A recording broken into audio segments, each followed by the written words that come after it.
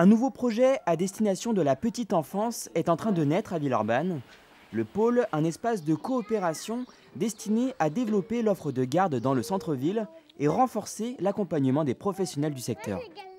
Alors, le pôle, c'est d'abord une association qui regroupe la ville de Villeurbanne, l'ACEP, qui est l'association des collectifs enfants, parents, professionnels du Rhône, et Bottines et Bottillons, qui est une coopérative. L'intérêt de ces synergies est de permettre la mise en place de solutions innovantes. C'est-à-dire que, par exemple, en matière d'action éducative, on peut concevoir des projets, par exemple, autour de l'égalité filles-garçons, autour du jeu. Concernant les parents aussi, un des axes du projet, c'est d'être innovant dans la place des parents dans ces structures petite enfance. La structure devrait s'installer d'ici à 2019 au 35-39 rue du Docteur Rollet. 30 places de crèche seront notamment créées. Donc on aura des espaces de bureaux qui seront utilisés par une association qui sera l'ACEP du Rhône, une crèche qui sera gérée par Bottines et Bottillons, et l'espace central qui sera un relais d'assistante maternelle qui sera géré par la ville. Enfin, l'ensemble des autres espaces seront mutualisés entre ces trois acteurs. Une ville, une coopérative et une association, 3 statuts et 3 modalités d'action différentes qui ont donc fait le vœu de coopérer tout en préservant leurs identités respectives. Donc les valeurs de l'ACEP, c'est la place du parent, premier éducateur de son enfant. Donc c'est aussi comment on se pose la question de comment on associe les parents partout où il y a des enfants mineurs. La deuxième valeur qu'on défend, c'est la collaboration parents-professionnels. Et par extension, c'est la collaboration citoyen-institution. Et notre troisième valeur, c'est le fait que les services aux familles, les modes d'accueil, les crèches, mais aussi les micro-crèches, les relais d'assistantes maternelles, bien au-delà d'être des modes d'accueil, des services aux familles, sont aussi des lieux de développement social local. Pour nous, ça permet de développer notre activité, puisque ça nous permet d'ouvrir une structure supplémentaire. Et ça a d'autant plus de sens pour nous que ce pôle s'inscrit aussi dans une dynamique d'économie sociale et solidaire. Le pôle se veut précurseur dans l'approche éducative proposée, un concept qui pourra faire des émules s'il est plébiscité.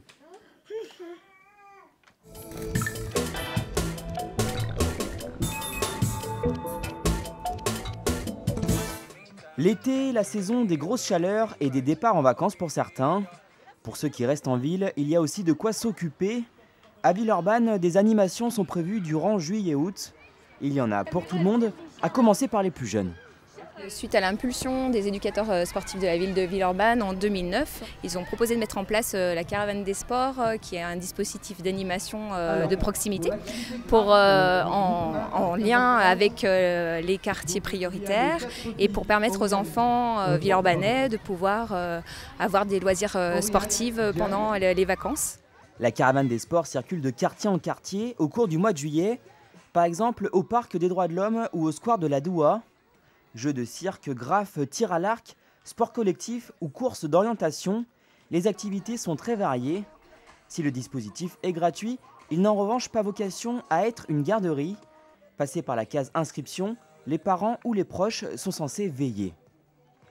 Bon, aujourd'hui, je crois que mon petit-fils il va faire il fait le tir à l'arc et puis l'escalade, puisque l'escalade, la séance était en 2 fois.